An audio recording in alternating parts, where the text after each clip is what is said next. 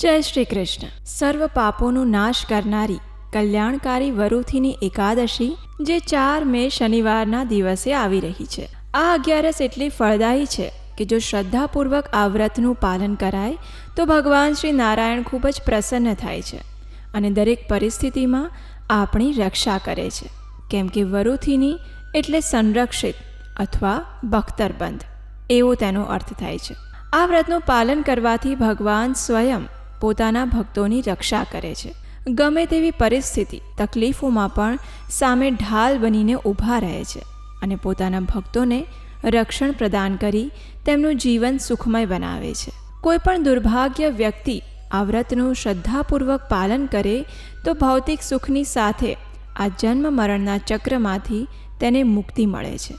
વરુથીની 11 ભક્તોના પાપોનો નાશ કરનારી છે. પદ્મપુરાણ ઉત્તરખંડમાં ભગવાન શ્રી કૃષ્ણએ રાજા યુધિષ્ઠિરને આ 11ની મહિમા વિશે વિસ્તારથી કહ્યું છે. તેમના વર્ણન અનુસાર જે કોઈ આ વ્રતનું પાલન કરે છે તે સૌભાગ્ય અને સમૃદ્ધિ મેળવે છે. તેમજ આ વ્રતના પાલનથી રાજા માંધાતા અને રાજા ધુંધુમારે સ્વર્ગમાં પોતાનું સ્થાન મેળવ્યું હતું. પદ્મપુરાણમાં કહ્યું છે કે ભગવાન શિવજીએ બ્રહ્માજીનું 5મું શીશ કાપીને તેમનું અભિમાન તોડ્યું હતું, જેના કારણે બ્રહ્મ હત્યાના પાપથી મુક્તિ મેળવવા માટે વરુથીની 11નું પાલન કરીને ભગવાન શિવે પોતાના બ્રહ્મ હત્યાના પાપમાંથી મુક્તિ મેળવી હતી. બધી જ 11ની માફક વરુથીની 11ના દિવસે પણ ભક્તો કઠોર વ્રત અને ઉપવાસ રાખે છે.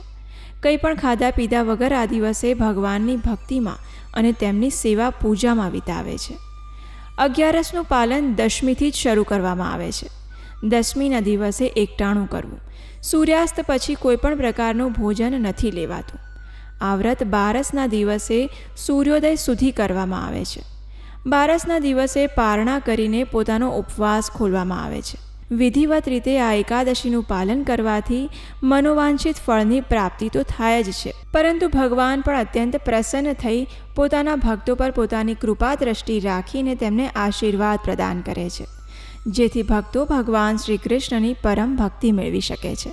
વરુથીની 11ના દિવસે ભગવાન શ્રી નારાયણના વરાહ અવતારનું પૂજન કરાય છે. ભગવાનના સ્વરૂપનું પૂજન ખૂબ જ વિધિપૂર્વક કરવાથી અનેક ગણું પુણ્યફળ અને લાભ મળે છે.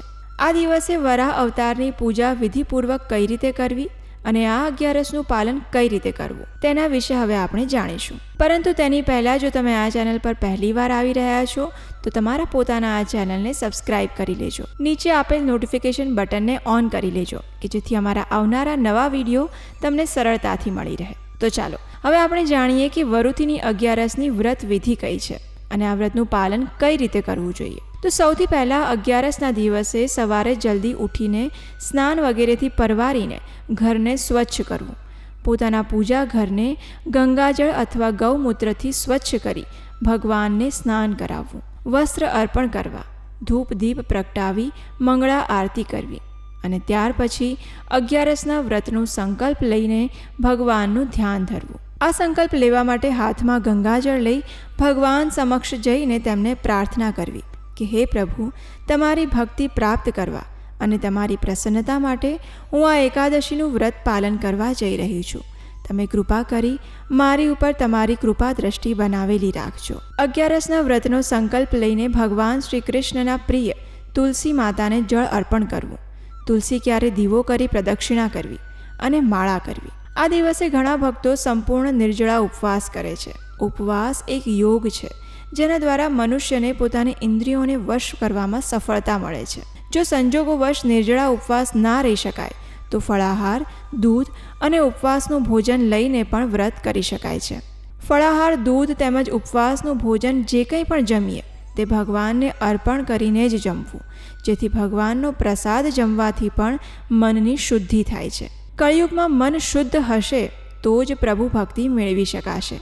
આમ આજના સમયમાં મનુષ્ય હંમેશા બીજાની નિંદા, અભિમાન, ઈર્ષા, દ્વેષ ભાવથી પોતાના દુઃખનું કારણ બને છે અને તેથી જ આ અશુદ્ધ વૃત્તિઓને દૂર કરી પ્રભુની ભક્તિ મેળવવાનો એક જ માર્ગ છે અને તે છે 11નું પાલન કરીને આ દિવસે કોઈની નિંદા ન કરવી, કોઈ પણ પ્રકારના વાદ વિવાદમાં ના પડવું અને મનમાં દ્વેષ ભાવના રાખ્યા વગર શુદ્ધ મને એકાદશી વ્રતનું પાલન કરીને ભગવાન શ્રી કૃષ્ણની સેવા પૂજા આરાધનામાં પોતાનો સમય પસાર કરવો.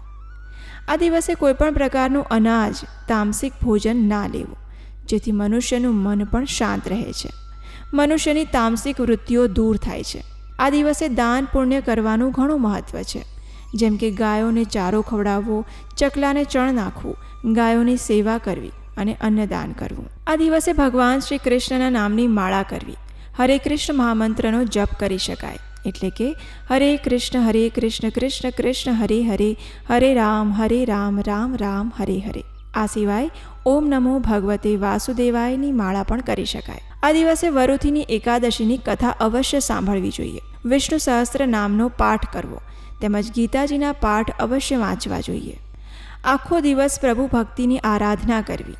સાંજના સમયે ભગવાન શ્રી કૃષ્ણની સેવા પૂજા કરી આરતી કરવી અને ત્યારબાદ હરિભક્તો સાથે મળીને સત્સંગ કરવો, ભજન કીર્તન કરવા. આ રીતે પ્રભુ ભક્તિમાં 11નો દિવસ પસાર કરીને બીજા દિવસે 12 સવારે વહેલા ઉઠી સ્નાન વગેરે કરીને ભગવાન શ્રી કૃષ્ણની મંગળા આરતી કરવી. તુલસી માતાને જળ અર્પણ કરી ધૂપ દીપ કરી પ્રદક્ષિણા ફરવી, માળા કરવી અને ત્યારબાદ સ્વાદિષ્ટ ભોજન બનાવી ભગવાનને ભોગ ધરાવવો. બ્રાહ્મણો અને વૈષ્ણવોને ભોજન કરાવી દક્ષિણા આપવી.